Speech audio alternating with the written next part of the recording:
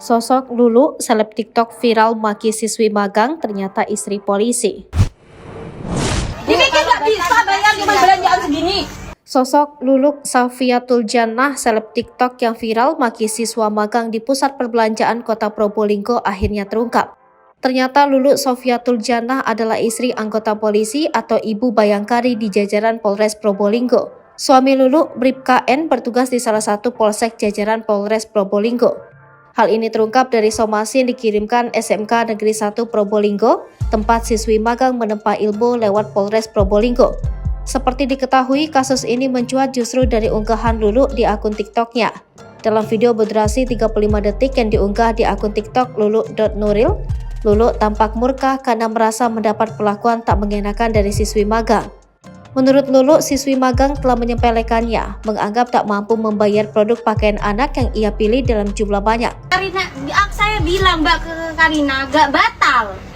Apanya nggak batal? Kamu itu loh. Aku dari pesan kalau mau dibatalkan di kasir. Aku nih loh pesan, nggak mungkin tak batalin.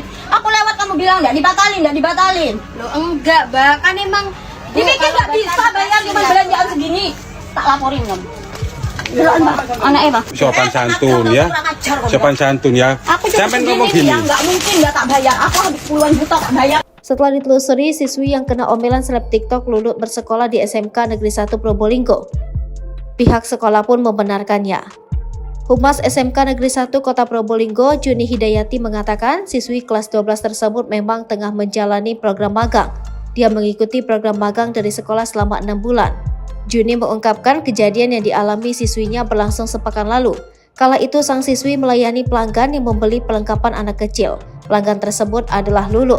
Sesuai standar operasional prosedur pusat perbelanjaan, dia wajib menyampaikan ke pelanggan termasuk Lulu bahwa setiap barang yang akan dibatalkan bisa langsung ke kasir.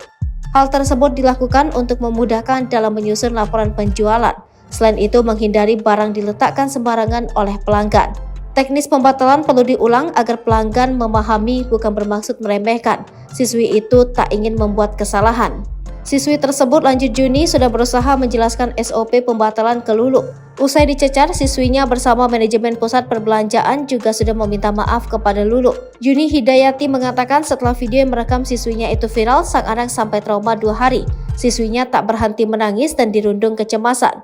Juni mengungkapkan karena trauma, siswi itu sampai ingin berhenti magang. Mendengar keinginan tersebut, pihak sekolah berupaya memotivasinya. Manajemen pusat perbelanjaan turut membantu siswi itu agar bisa menuntaskan program magang, yakni dengan menempatkannya di bagian back office. Sebelumnya siswi itu ditugaskan sebagai pramuniaga. Ia menjelaskan siswi yang dihardik pelanggan adalah sosok anak baik. Siswi tersebut juga berbakti kepada orang tuanya.